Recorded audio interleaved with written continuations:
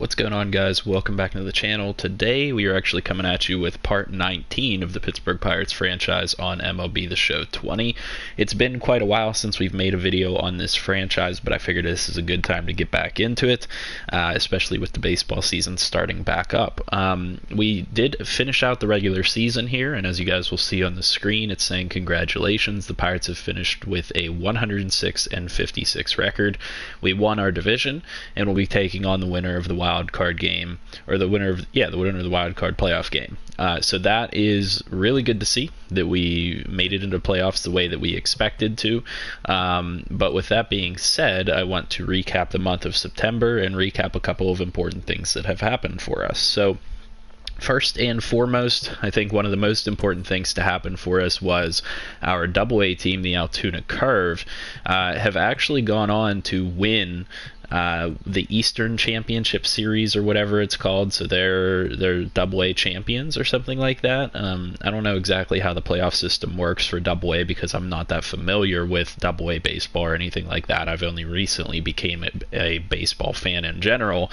But with that being said, really good to see that our AA team came in and won 2 series in a row in the playoffs, and that's, it's looking up for some of those players in the organization, and that kind of points me in the direction of potentially in the future realizing that we have a lot of good talent coming up. And as I've said in previous videos, we want to make this into a dynasty team. In order to do that, we have to continue to develop our players throughout our farm system and bring them up and have them be successful. So we might be moving on from some of our current top players in order to bring up some of our minor league players faster in the system. Not 100% guaranteed on that, but I thought it was really nice to see that our AA team went out and actually won something for once, because our AA team and AAA team haven't really done a whole lot in this entire series, this YouTube series, I mean. So that was nice to see. But in terms of the month of September for Indianapolis, obviously their season ended because they only had a 64-76 record. Our AAA team never really seems to do much. I think that's because I bring players up early, probably earlier than other people would.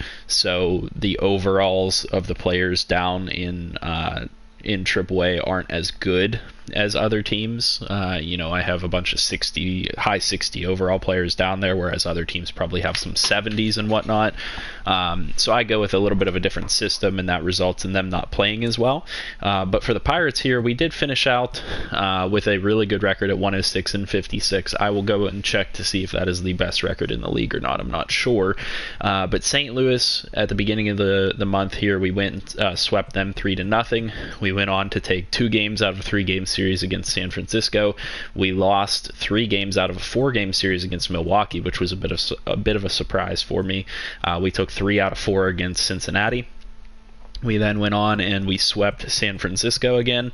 Well, I guess not again, but we swept San Francisco when we played them again. We got swept in a 2-game series against Cincinnati, and we lost the first game of a 3-game series against Milwaukee, but came back strong to finish out the season with 2 good wins at the end of the season here. If you guys aren't familiar, at the end of the season, or towards the end of the season, Jameson Taillon came down with a broken hand. So I don't know if he's going to be able to return for playoffs. It says 8 days is his time left on the injured reserve list, but it says estimated injury time 2 to 3 weeks. So it could be, a little while before he actually has the potential to return for us.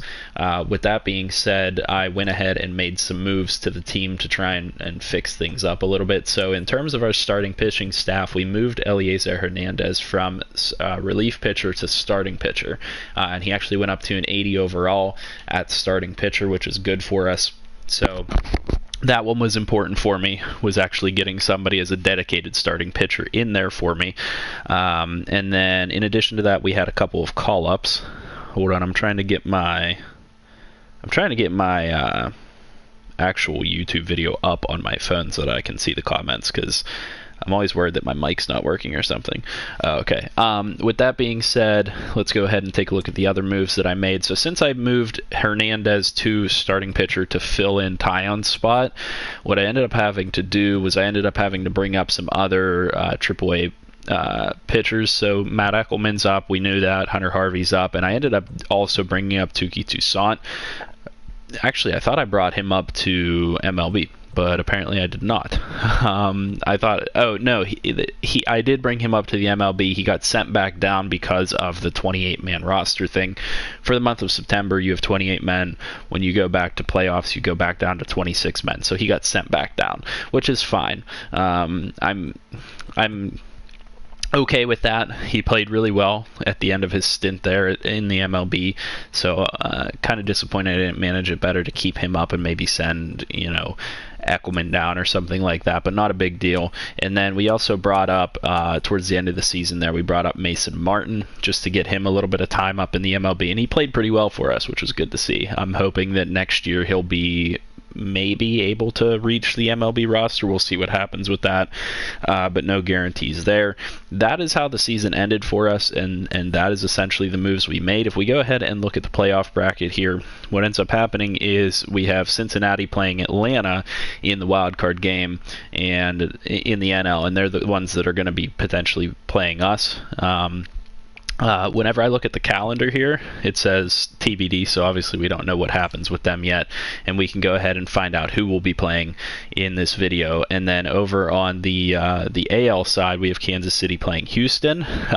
One thing I do want to mention, though, is we made the right call by making this entire franchise have a DH, because in reality we saw into the future. I don't want to say we saw into the future, but we saw it coming that, with coronavirus going on and everything, that they were going to do a universal DH, and the MLB was moving to a universal DH in the first place.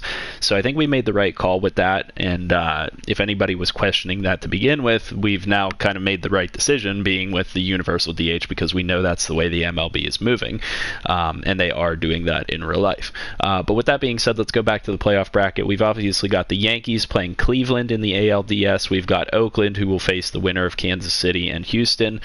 We've got Philadelphia and the Dodgers up top. And then, like I said, we'll be playing the winner of Cincinnati versus Atlanta. It's interesting that Cincinnati made it in. Let's go ahead and see if we can't look at the standings. Where do I want to look at it? Standings. Yeah.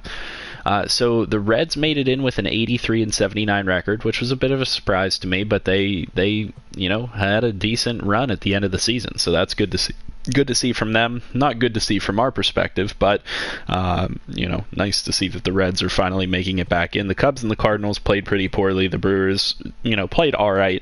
I would say all of these teams are relatively close to each other in terms of talent at this point in the franchise. So just none of them are at a position to really be able to compete with us. Let's go ahead and look to see. The Dodgers had 100 wins. We had 106. I believe we had the most. The Indians had 104. The A's had 106, which is nice to see. I'm an A's fan, so that's interesting. And yeah, that's how it is. That's where everything stacks up in terms of those things. We can go ahead and show you the league leaders. Actually, in terms of batting average, Brian Reynolds had a resurgence towards the end of the season. So Brian Reynolds led the league in batting average, which was fantastic for us. And Josh Bell did slide a little bit, but he finished third in batting average, which is really good. I mean, we got the production out of him that we finally wanted to see out of him. In addition to that, Mitch Keller and Brendan McKay were up there in terms of pitching wins. Mitch Keller tied with Soraka. In terms of saves, Keone Kela had the most. No surprise there. He's been phenomenal for us for however many seasons now. Mitch Keller led the league in strikeouts. Brendan McKay was right there in third place. And that's pretty much what we have in terms of league leaders. Let's go ahead and take a look at the roster and just see how everybody finished throughout the entire season. So Mitch Keller finished at 19-5, which is a really strong season for him with a 2.97 ERA. Noah Syndergaard finished 14-7, really strong season. Brendan McKay 17-7, really good. I mean, great numbers from all of these guys. Braxton Ashcraft finished 13-9 with a 4.89 ERA. He didn't make that jump that I quite wanted him to make, but he performed admirably. So I'm, not dissatisfied with his performance at all. And then Eliezer Hernandez coming in essentially relief of Jameson Taillon to take over his spot, finishing 6-3 with a 3.74 ERA is really good. And I'm really happy that we have kept him on the roster and made the right decision in keeping him around, and we've been able to utilize him that way. So that's really good for us. In terms of the relief staff, we all know Keone Kela played really, really well for us.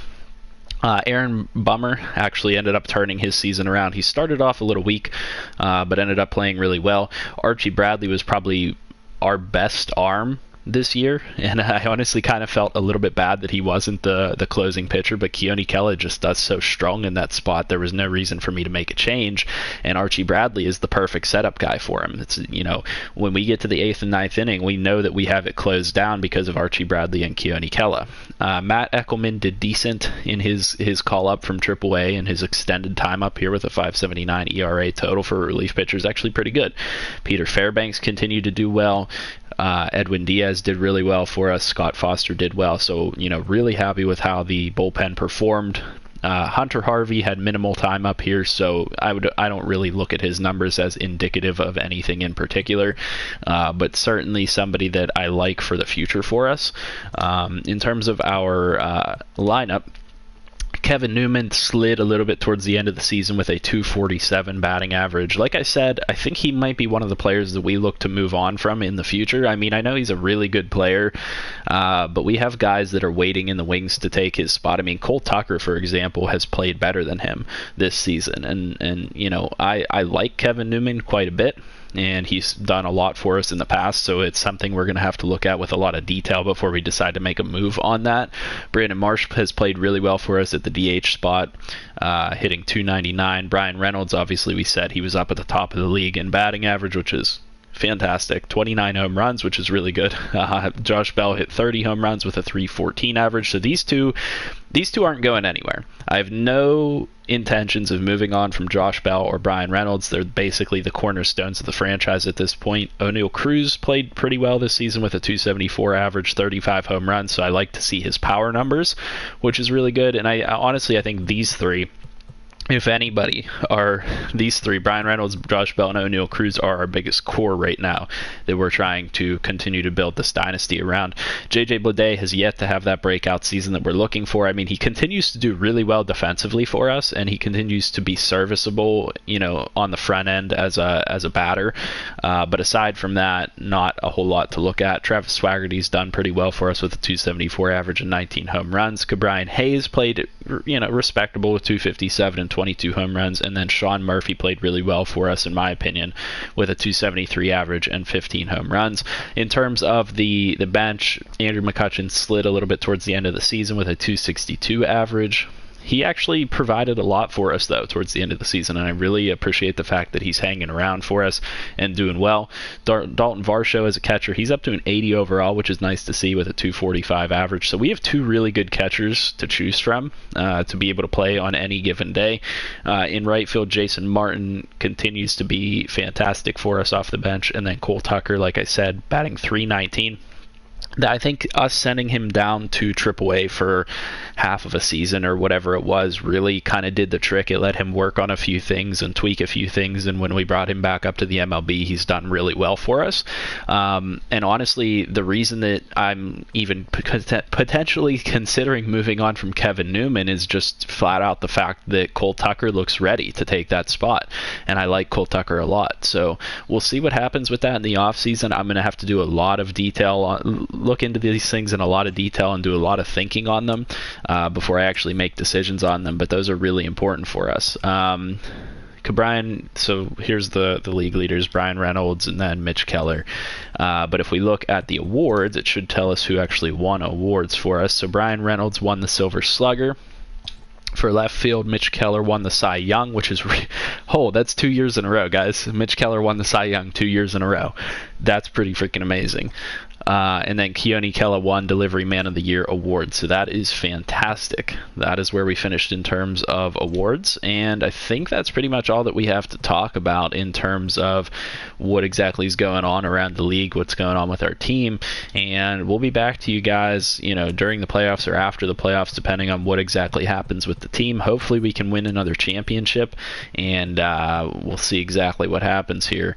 Obviously the first year we lost to the Dodgers and they went on to win the World Series. And then the second year, we went on to win the World Series. And then this year, hopefully, we can go on to win another World Series. We'll see exactly what happens with that. And the offseason should be interesting for us this year because we're going to have to consider making quite a few moves if we want to start to bring up some of this lower level talent that we have, because we have pitchers ready to break into the majors. We've got guys that we've drafted like Prince Hoff that have performed really well. We even have a couple catchers pushing for playing time potentially. We have other guys down in the minors that are potentially pushing to get up into the major leagues. So it'll be really interesting to see what happens with all of these guys. With that being said, hopefully you guys enjoyed. Hopefully you guys continue to support the series. If you do, make sure you hit the like button. Make sure you comment down below with what you guys are thinking. Let me know any of your comments about this franchise. And subscribe to the channel if you're new. I'll see you guys in the next video, and I hope you guys have a great day.